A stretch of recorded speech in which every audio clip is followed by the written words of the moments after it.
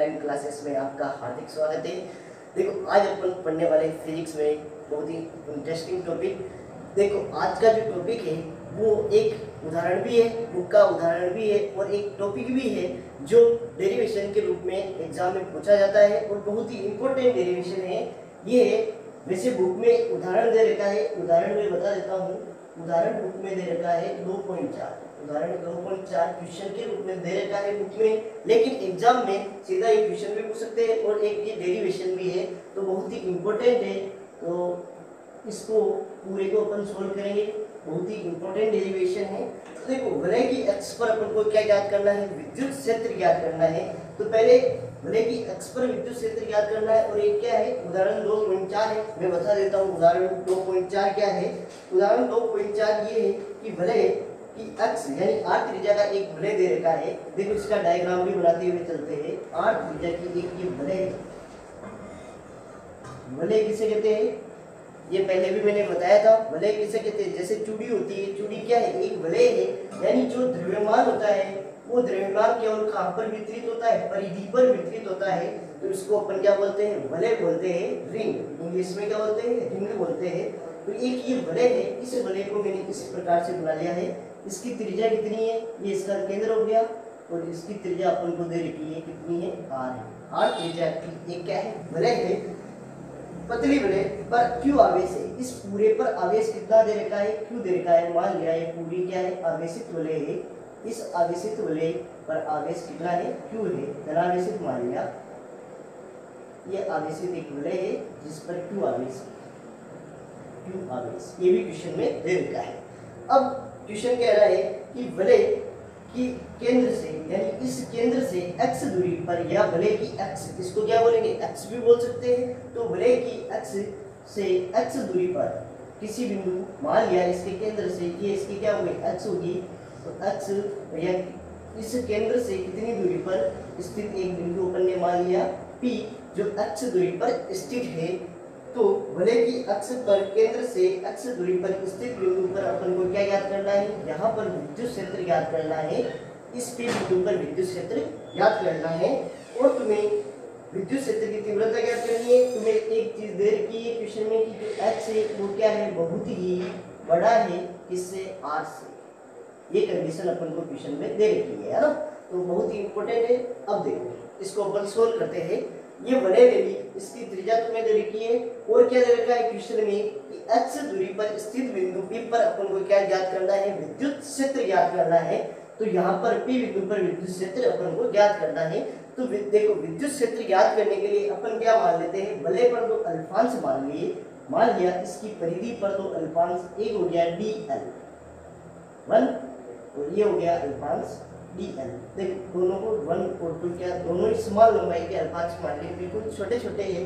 तो dl यहाँ पर ले लिया और एक अल्पांश ये ले लिया है ना, ये अल्पांश ये हो गया और एक अल्पांश ये हो गया। आगे बात समझ में। तो दो अल्पांश ले लिए अपन ने परिधि पर जो एक दूसरे के क्या है, विपरीत हो रहे हैं, एक ऊपर है और एक कहाँ पर है, नीचे है। तो देखो अब अल्पांश लेकर पूरे के लिए क्या करेंगे, विद्युत क्षेत्र ज्ञात कर लेंगे। अल्पांश लेकर पूरे के लिए विद्युत क्षेत्र कैसे ज्ञात करते हैं, उसका अपन क्या कर देते हैं, समाकलन कर देते हैं। ये कंसेप्ट तो तुम्हें पता ही होगा। देखो किसी भी अल्पांश के लिए विद्युत क्षेत्र निकालते हैं और पूरे यानी संपूर्ण के लिए निकालना होता है तो उसका पूरे के क्या कर देते हैं, समाकलन करेंगे। तो वही कंसेप्ट अपन यहाँ पर यूज लेने वाले हैं। तो पहले अल्पांश के लिए अपन क्या ज्ञात करते हैं, विद्युत क्षेत्र। तो ये दोनों जो दो छोटे छोटे क्या लेंगे, अल्पांश लेंगे dl और dl। इस बिंदु को नाम दे दिया a और इस बिंदु को नाम दे दिया p। अब देखो इस अल्पांश का क्या होगा, उस आवेश होगा। ये पूरा आवेश तो क्या है, q है, लेकिन यहाँ पर अल्पांश का जो आवेश है ये कितना आवेश है, dq है। कितना है, dq। यहाँ पर अल्पांश होगा, उस पर आवेश भी कितना होगा, dq होगा। आगे बात समझ में, dl है तो समान लंबाई है तो इस पर आवेश भी कितना होगा, dq। यहाँ पर भी क्या होगा, dq आवेश होगा। अब देखो यहाँ पर जो धनावेश है, इस धनावेश के कारण इस P बिंदु पर विद्युत क्षेत्र ज्ञात करना है। तो ये मैंने पहले बताया था, कोई भी आवेश है, इस आवेश के कारण इस बिंदु पर विद्युत क्षेत्र ज्ञात करना है। तो विद्युत क्षेत्र की दिशा दोनों को मिलाने वाली रेखा के अनुदिश होती है। धनावेश के लिए तो इसकी दिशा बाहर की ओर होगी, अगर ये धनावेश है तो इसकी दिशा इसके बाहर की ओर होगी, और जब ऋणावेश होता अगर ये ऋणावेश होता तो इसकी दिशा ऋणावेश की ओर होती है। ये अपन ने विद्युत क्षेत्र रेखा पढ़ी थी तब उसमें अपन ने देखा था। तो अब देखो इसके कारण यहाँ पर निकालते हैं, तो ए बिंदु के कारण इस पर विद्युत क्षेत्र दोनों को मिलाने वाली रेखा के अनुदिश होगा, और दिशा कहाँ पर होगी, धनावेश से तो बाहर की ओर होगी। तो इसको अपन ने मान लिया अल्पांश के कारण विद्युत क्षेत्र DE1 हो गया। आगे बात समझ में, वेक्टर DE1 वेक्टर, इसके कारण विद्युत क्षेत्र होगा दोनों को मिलाने वाली रेखा के अनुदिश, और इसकी दिशा इधर होगी बाहर की ओर। इस पर जो विद्युत क्षेत्र है ये मान लिया DE2 वेक्टर। आगे बात समझ में। अब देखो DE1 वेक्टर और DE2 वेक्टर किसके कारण है, DE1 तो A बिंदु के कारण है, और DE2 किसके कारण है, बिंदु P के कारण है। अब देखो ये वलय है, वलय पर आवेश वितरण अपन ने देखा था। वलय पर आवेश वितरण किस प्रकार का होता है बताओ, अपन ने आवेश वितरण पढ़ा था, आवेश वितरण में बताया था वलय पर जो आवेश वितरण होता है वो रेखीय आवेश वितरण होता है। तो यहाँ पर अपन लिख सकते हैं कि हम जानते हैं कि वलय पर रेखीय आवेश वितरण होता है। कौन सा वितरण होता है, रेखीय आवेश वितरण होता है। रेखीय आवेश वितरण होगा तो रेखीय आवेश घनत्व क्या होता है, रेखीय आवेश घनत्व याद करो फटाफट, रेखीय आवेश घनत्व को लैम्ब्डा से लिखते हैं। ये किसके बराबर होता है, आवेश, कुल आवेश बटेवा लंबाई। यहाँ पर आ रही बात समझ में, कुल आवेश कितना है, वलय पर कुल आवेश है Q, और वलय की लंबाई अपन ने मान ली L। वैसे बताओ वलय की लंबाई कितनी होगी, इस वलय की लंबाई बतानी है, तो वलय की जो ये लंबाई होगी, ये लंबाई किसको बतानी है, देखो ये वलय है, तो ये जो लंबाई होती है चारों तरफ की, इस चारों तरफ की लंबाई को क्या बोलते हैं, परिधि बोलते हैं। क्या बोलते हैं, परिधि बोलते हैं। तो परिधि किसके बराबर होती है बताओ, परिधि का सूत्र क्या होता है, 2πr होता है या नहीं होता है, होता है ना। तो बिल्कुल सिंपल है, तो परिधि की लंबाई यहाँ पर कितनी हो जाएगी, 2πr लिख देंगे, तो 2πr हो गया। आगे बात सुनते हैं, लैम्ब्डा क्या है, देखिए आवेश घनत्व है। अब देखो यहाँ पर एक Q हो गया, अगर अपन को क्या चाहिए, Q चाहिए होता है, तो Q बराबर क्या हो जाएगा, 2πr, इससे मल्टीप्लाई हो जाएगा, लैम्ब्डा इनटू क्या हो जाएगा, 2πr। इसको इक्वेशन क्या दे देते हैं, फर्स्ट। आगे बात समझ में, तो ये आ गया Q की वैल्यू, Q क्या हो गया, लैम्ब्डा इनटू 2πr। अब देखो अपन को क्या निकालना है, A बिंदु के कारण P बिंदु पर विद्युत क्षेत्र। देखो ये जो डेरिवेशन है, ये डेरिवेशन बिल्कुल इजी है, और ये डेरिवेशन अपन पहले भी कर चुके हैं। कहाँ पे कर चुके हैं, सेम ऐसा डेरिवेशन अपन कर चुके हैं, विद्युत द्विध्रुव पढ़ा था, विद्युत द्विध्रुव में अपन कर चुके हैं। अब देखो विद्युत द्विध्रुव में क्या होता था, ये ऐसे बनाया था अपन ने, इस तरह से बनाया था। देखो यहाँ पर तो था प्लस, यहाँ पे था माइनस, प्लस, इस तरह से था, है ना। तो इधर ऐसे बनाया था अपन ने, है ना। तो ये जो था विद्युत द्विध्रुव में सेम वैसा ही वैसी ये वाला डेरिवेशन है। अब देखो इसको सोल्व करते हैं, तो अपन A बिंदु के कारण विद्युत क्षेत्र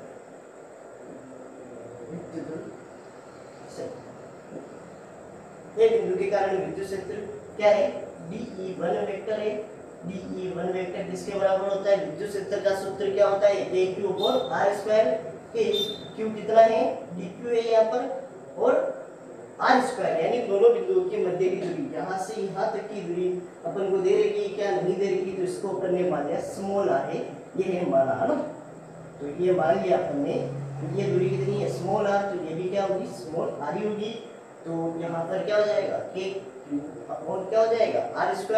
क्यों कितना है, dq है, क्योंकि इस अल्पांश पर आवेश कितना है, dq।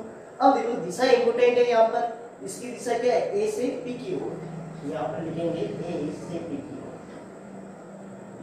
ओर, देखो आ रहा है समझ में, बिल्कुल इजी डेरिवेशन है, और ऐसा अपन ने डेरिवेशन किया हुआ भी है। तो B बिंदु के कारण विद्युत क्षेत्र,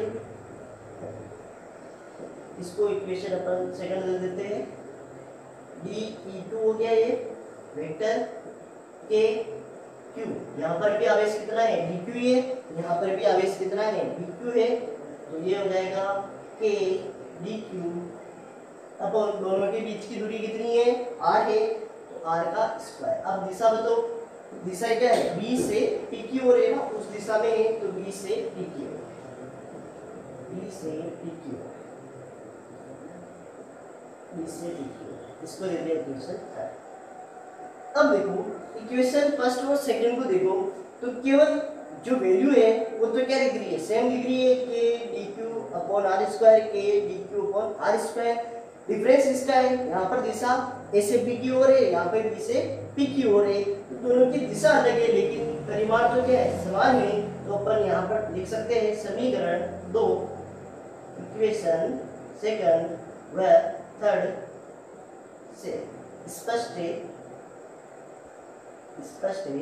कि क्या स्पष्ट है, दोनों का जो परिमाण है DE1 वेक्टर का परिमाण इसके इक्वल है DE2 वेक्टर के परिमाण के बराबर है। हरी बात समझ में, दोनों का परिमाण तो क्या है समान है। अब देखो यहाँ पर दोनों का परिमाण समान है, अब यहाँ पर अपन क्या करते हैं इसके घटक, मान लिया कि ये जो अल्फांस है ये अल्फांस इसकी अक्ष के साथ कितने डिग्री का कोण बना रहा है थीटा, ये थीटा है, ये भी क्या होगा थीटा होगा। अब देखो ये थीटा है तो ये थीटा होगा और ये भी क्या होगा थीटा होगा।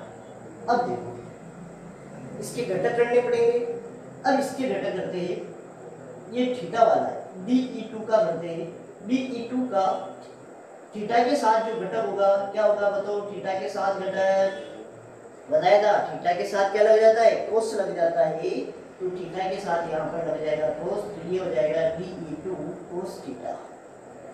और इसके लंबवत घटक, जो लंबवत घटक होता है वो क्या होता है साइन, बिल्कुल इजी, ये हो जाएगा DE2 साइन थीटा। अब देखो यहाँ पर इसके घटक करते हैं, वापिस थीटा के साथ वाला जो घटक होगा वो तो क्या होगा कोस थीटा, तो इसका घटक इधर होगा DE1 कोस थीटा, इसका जो लंबवत घटक होगा वो क्या हो जाएगा DE1 साइन थीटा। आगे बात समझ में।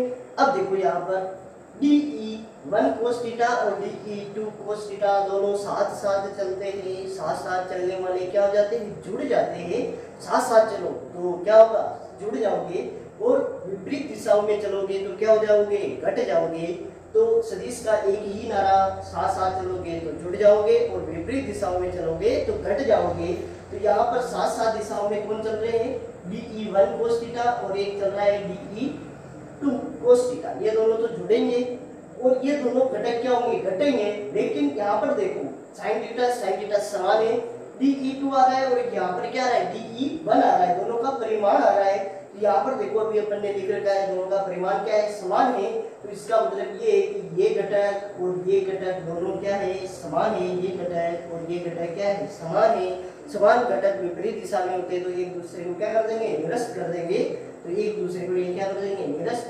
तो यहाँ पर अपन लिख सकते हैं, यहाँ पर ये लिख देते हैं पहले तो DE1 व DE2 के घटक करने पर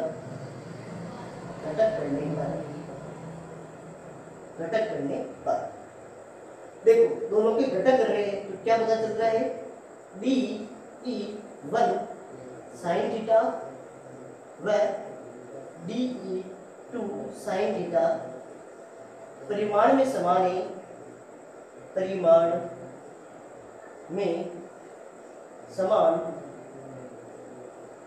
है, लेकिन दिशा में क्या है विपरीत है, लेकिन दिशा में विपरीत है,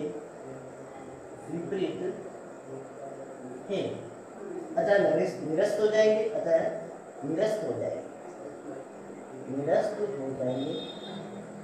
इनका तो कोई योगदान नहीं होगा और ये दोनों एक ही दिशा में तो क्या हो जाएगा जुड़ जाएगा। अतः अपन कह सकते हैं तो कुल विद्युत क्षेत्र कोस घटक के कारण होगा, जो कोस घटक ही क्या हो रहा है इसके विद्युत क्षेत्र में योगदान दे रहा है, तो कुल विद्युत क्षेत्र कोस घटक कोस थीटा घटक के कारण होगा। तो देखो कुल विद्युत क्षेत्र केवल किसके कारण होगा, cos थीटा के घटक के कारण होगा। तो अब अपन यहाँ पर निकाल देते हैं इसका कुल विद्युत क्षेत्र। तो कुल विद्युत क्षेत्र में केवल कौन सा आएगा, cos थीटा वाला। तो कुल विद्युत क्षेत्र के लिए अपन क्या करेंगे, समाकलन करेंगे। बताया था कि अल्पांश के लिए निकाल लो और पूरे टाइम क्या कर दो, समाकलन। यहाँ पर समाकलन कौन सा होगा, रेखीय समाकलन होगा। तो यहाँ पर जो समाकलन होगा रेखीय होगा और किसका होगा, डी ई, या तो 1 ले लो या 2 ले लो, एक ही बात है। तो इसको डी ई लिख देता हूँ और क्या आ जाएगा, cos theta, D E cos theta. अब देखो डी ई cos थीटा की वैल्यू रख देते हैं अपन। डी ई की वैल्यू क्या है, या तो ये रखो या ये रखो, एक ही बात है, क्योंकि दोनों का परिमाण क्या है, समान है। यहाँ पर आ जाएगा अपन के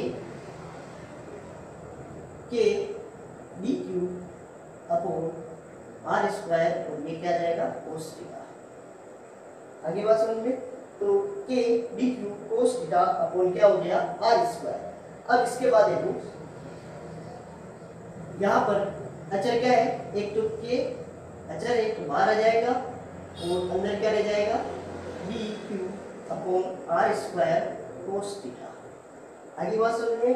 अब देखो यहाँ पर cos थीटा की वैल्यू निकालते हैं। cos थीटा की वैल्यू क्या होगी, देखो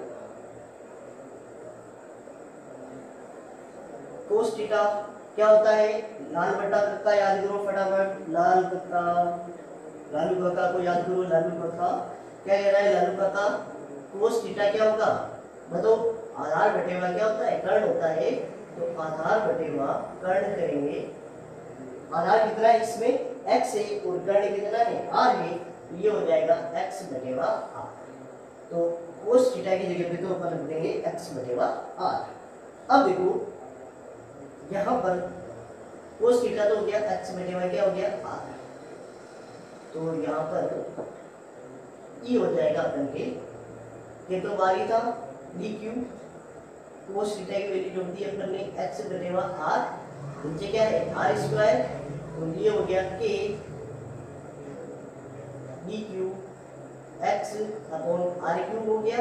आरी बात समझ में, के डी क्यू एक्स बटेवा क्या हो गया, आर क्यूब। अब इसके बाद देखो यहाँ पर अपन निकालते हैं डी क्यू को अपन क्या लिखेंगे, अल्पांश का क्या है, ये अल्पांश का क्या है, आवेश है। अल्पांश का आवेश है, तो इसको देखो डी क्यू को अपन निकालेंगे अल्पांश का आवेश। तो आवेश बराबर क्या होता है, देखो पीछे अपन पढ़ चुके हैं आवेश घनत्व। तो आवेश घनत्व क्या होता है, आवेश बटेवा लंबाई। आवेश बटेवा क्या होता है, एक ही आवेश घनत्व बड़ा था, आवेश बटेवा क्या है, लंबाई। आवेश कितना है, डी क्यू, लंबाई कितनी है इसकी, अल्पांश की डी एल है, और ये क्या है, लेम्बडा। अब अपन को क्या चाहिए, डी क्यू की वैल्यू चाहिए। तो डी क्यू बराबर क्या हो जाएगा, यहाँ पर लेम्बडा डी एल हो जाएगा, ये नहीं होगा, डी एल इससे मल्टीप्लाई होगा तो लेम्बडा डी एल हो जाएगा। तो डी क्यू की वैल्यू आ गई। अब डी क्यू की वैल्यू यहाँ पर रख देते हैं, तो क्या हो जाएगा, लेम्बडा डी एल एक्स बटेवा क्या हो गया, आर क्यूब। लेम्बडा भी अचर है, एक्स भी फिक्स है और आर भी क्या है, फिक्स है। तो के यहाँ पर क्या हो जाएगा, लेम्बडा बाहर आ जाएगा, एक्स भी बाहर आ जाएगा और नीचे आर क्यूब, और ये क्या हो जाएगा, डी एल का समाकलन करेंगे, यानी लंबाई, कुल लंबाई चाहिए इसकी। तो कुल लंबाई किसके बराबर होती है, बताया था, परिधि की कुल लंबाई परिधि के बराबर होती है, यानी भले की जो कुल लंबाई होती है परिधि के बराबर होती है। ये हो जाएगा के लेम्बडा एक्स, यहाँ पर ये क्या हो जाएगा अपन के 2 पाई आर। ये रेखीय समाकलन है, क्या है ये, मैं यहाँ पे लिख देता हूँ, एल डी एल रेखीय समाकलन है। तो 2 पाई आर आ जाएगा। देखो समाकलन 3 प्रकार के होते हैं, एक तो रेखीय समाकलन, क्षेत्रफलीय समाकलन, और एक होता है आयतनीय समाकलन। रेखीय समाकलन में तो कुल लंबाई लेनी है, जो भी आकृति दे रखी है उसकी क्या ले लो, कुल लंबाई।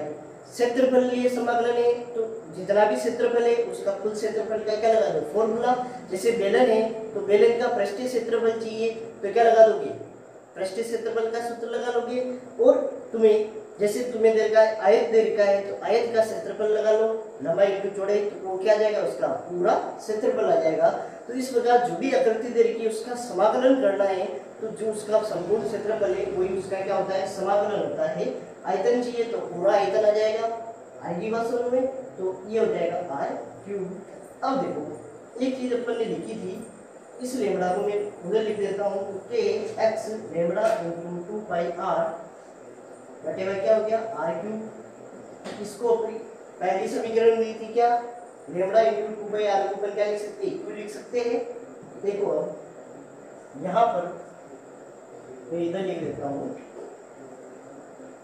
ई बराबर क्या हो जाएगा, एक तो मैं यहीं पे लिख देता हूँ क्योंकि क्यू बराबर क्या था, लेमड़ा इंटू 2 पाई आर था। एक और चीज देखो, इस आर की वैल्यू चाहिए, आर तुम्हें क्वेश्चन में नहीं दे रखा था, अपन ने माना है आर को हटाना है, तो कर्ण ये एक समकोण त्रिभुज है, तो कर्ण बराबर क्या होता है, अंडर रूट लंब स्क्वायर प्लस आधार स्क्वायर। एक और चीज अपन यहाँ पे लिख सकते हैं कि जो आर है वो किसके बराबर होगा, under root r square plus x square के बराबर होगा। दोनों की वैल्यू यहाँ पर रख देते हैं, तो यहाँ पर रखेंगे तो क्या हो जाएगा, ई बराबर हो जाएगा अपन के एक्स, तो एक्स ही रहेगा, तो ये पूरा क्या बन जाएगा क्यू, और नीचे क्या बन जाएगा आर की जगह पे रखेंगे ये, तो ये हो जाएगा under root r square plus x square की घात कितनी होगी 3। अंडर रूट का मतलब क्या होता है, घात 1/2, इसकी घात 1/2 करेंगे तो ये कितना हो जाएगा, k x cube r square plus x square की घात कितनी हो जाएगी 3/2, क्योंकि 3 को 1/2 से गुणा करेंगे तो 3/2 हो जाएगी। अब देखो ये आ गया इसका इंपॉर्टेंट है, इसकी दिशा किधर है, केंद्र से, यानी ओ से पी की ओर है ये, ओ से पी की ओर है ये, ओ से पी की ओर।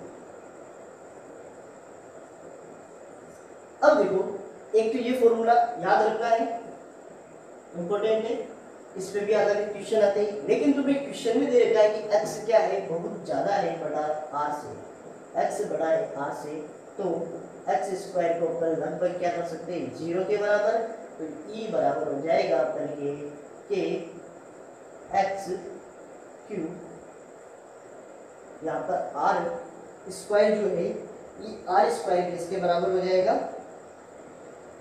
ये सॉरी r स्क्वायर को 0 रखना है, आर स्क्वायर 0 के बराबर हो जाएगा, ये हो जाएगा x, ये तो 0 हो गया, क्या बच गया एक्स स्क्वायर की घात 3/2, तो ये एक्स क्यूब हो जाएगा, तो के एक्स क्यूब बटे एक्स क्यूब, एक से एक कट जाएगा, तो यहाँ पर अपन को फॉर्मूला क्या प्राप्त हो जाएगा, के क्यूब अपॉन एक्स स्क्वायर। तो ये इसका क्या है, फाइनल फॉर्मूला है, बहुत ही इंपॉर्टेंट डेरिवेशन है, और ये फॉर्मूला भी इंपॉर्टेंट। अब देखो यहाँ से एक फैक्ट निकलता है, एक फैक्ट क्या कह रहा है, देखो ई का फॉर्मूला वैसे भी क्या होता है, के क्यू अपॉन आई स्क्वायर होता है, यानी उसकी दूरी होती है, यहाँ पर भी क्या आ रहा है, के क्यू अपॉन एक्स स्क्वायर ही आ रहा है, यानी दूरी आ रही है केंद्र से दूरी। इसका मतलब ये है कि वलय का जो द्रव्य आवेश है वो आवेश कहाँ पर केंद्रित माना जा रहा है, उसके केंद्र पर। तो यहाँ पर अपन एक चीज लिख सकते हैं फैक्ट। अब फैक्ट क्या है इसके अंदर, ये इंपॉर्टेंट चीज है, फैक्ट ये कह रहा है वलय का कुल आवेश केंद्र पर केंद्रित माना जा सकता है, जैसे द्रव्यमान केंद्र होता है उसी तरह इसका जो कुल आवेश है वो भी केंद्र पर केंद्रित माना जा सकता है। कैसे माना जा सकता है, देखो ये क्या कह रहा है, यहाँ पर पूरा Q है और ये r दूरी पर है, यानी x दूरी पर है, तो इसके लिए अपन को इस पूरे को हटा दो। चलो यहाँ पर पूरा आवेश कहाँ पे मान लिया अपन ने, केंद्र पर, तो केंद्र के लिए अपन फॉर्मूला लगाएंगे इन दोनों के बीच की दूरी का। तो विद्युत क्षेत्र का जो फॉर्मूला होता है वो क्या होता है, के क्यू अपॉन क्या होता है आर स्क्वायर। आर कितनी है इन दोनों के बीच की दूरी, एक्स है, तो एक्स स्क्वायर, यही फॉर्मूला ये तो प्राप्त हो रहा है। तो यही चीज अपन कह रहे हैं यहाँ पर, वलय का कुल आवेश केंद्र पर केंद्रित माना जा सकता है। तो ये इंपॉर्टेंट फैक्ट भी हो गया इसके लिए। तो आज के लिए इतना ही। आपको ये वीडियो पसंद आया तो पहले लाइक कीजिए और हमारे चैनल को सब्सक्राइब कीजिए और इसको ज़्यादा से ज़्यादा शेयर कीजिए। Thank you.